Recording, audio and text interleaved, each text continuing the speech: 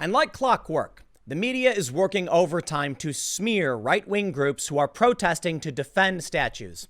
This is kind of a follow-up from an earlier segment I did over my main channel, so if you haven't seen it, go to timcast.net, check it out. I talk about the weird racial segregation of the Chaz.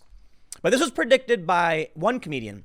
Then in response to all the far-left rioting, destruction of statues, you would see right-wing groups come out and protest in defense.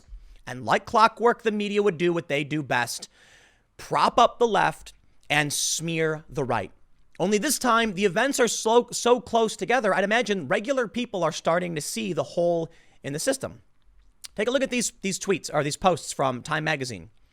On June 13th, these are only like an hour apart, it looks like. Physicians have joined protests in cities across the country.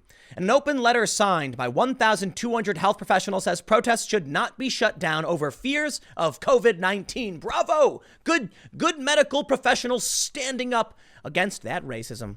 And then what? About an hour later, hundreds of far-right protesters defy COVID-19 restrictions to demonstrate in London. It was obvious. It was absolutely obvious what would happen.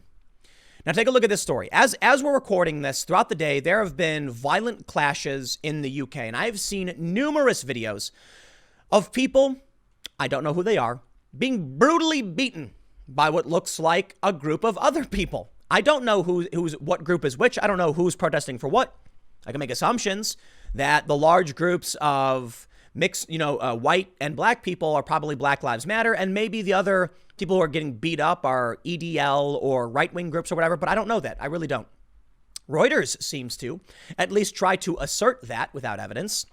In this story, they say in London skirmishes, suspected far-right protester is rescued. Suspected. Listen, here's a guy carrying another guy, all right? This dude who was being carried got beaten mercilessly. And I've watched the video, man. You can see it. It's up on Twitter. This other dude saved him. I don't know who either of these people are. I'm not going to make assumptions about who they are. I'm not going to say far right or play this game, but you know what the media wants to do? Far right, far right, far right. What does that even mean? Some of these people are just football hooligans. They're just literally dudes going out with like soccer shirts on, and they're getting beat up. Is that necessarily an ideology that you're a soccer fan and you like Winston Churchill? Let's read this story, and then I want to show you something actually kind of funny. You see, the point of this segment is kind of about the double standard in media.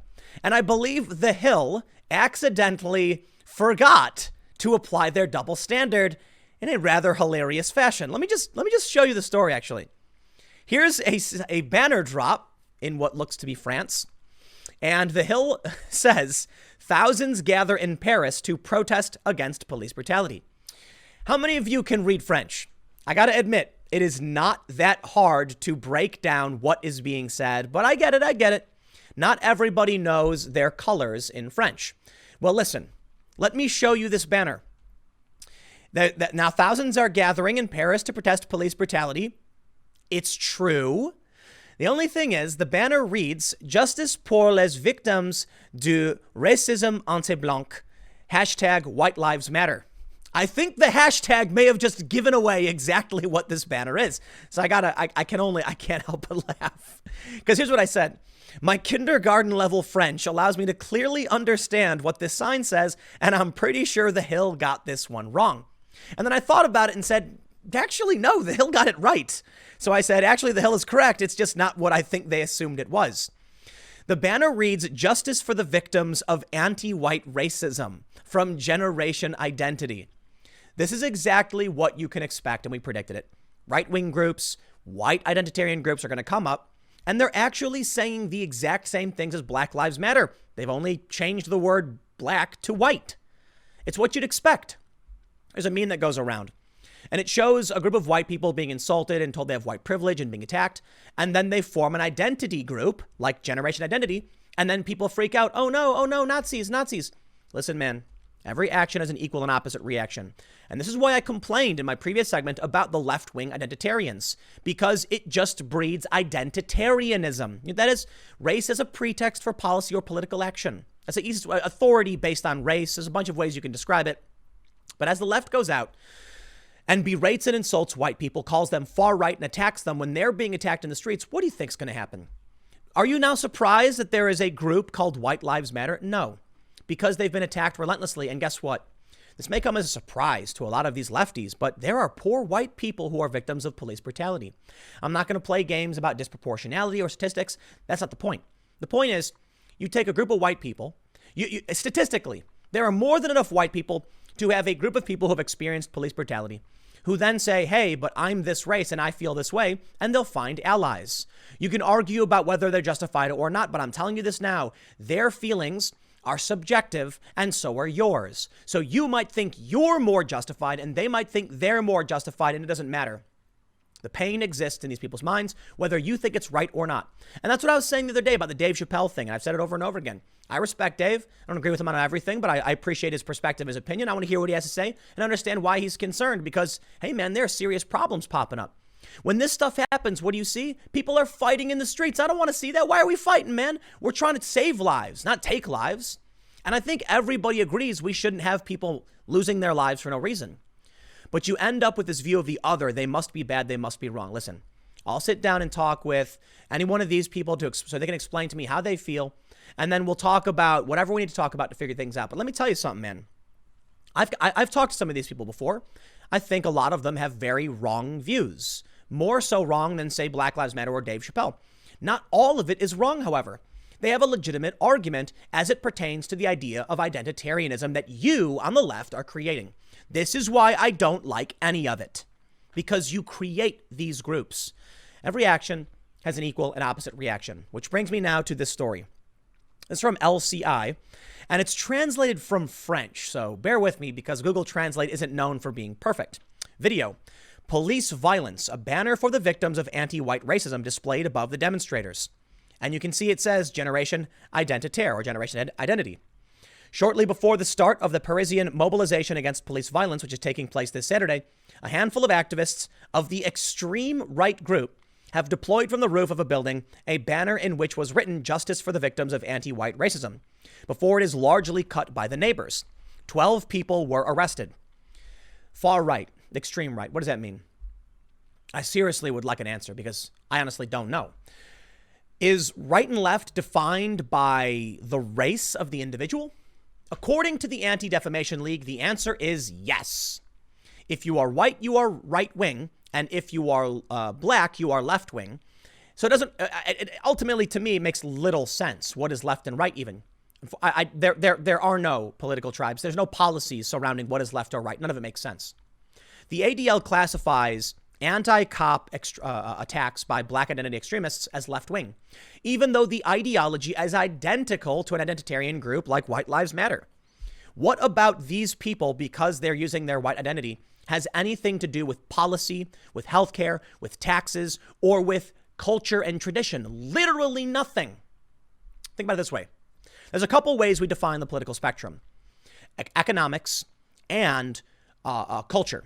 So the left tends to be culturally progressive and economically communist or socialist, right, to varying degrees. The right, as we describe it, tends to be more traditionalist and more capitalistic, but not always. The people they claim are far right, many of them, the alt-right or white identitarians, actually economically left. And if you combine their left-wing view with their identitarian views that are matched by other left-wing protesters, why would I assume any of these groups are extreme right or far right in any capacity? Now, there is the tradition aspect of it.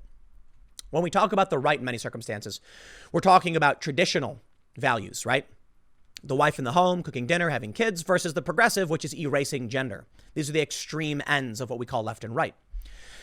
All I can tell you is there's going to be an equal and opposite reaction as predicted, and the media will smear them and call them all the worst names in the book. And you know what that's going to do? It's exactly what many of these people want.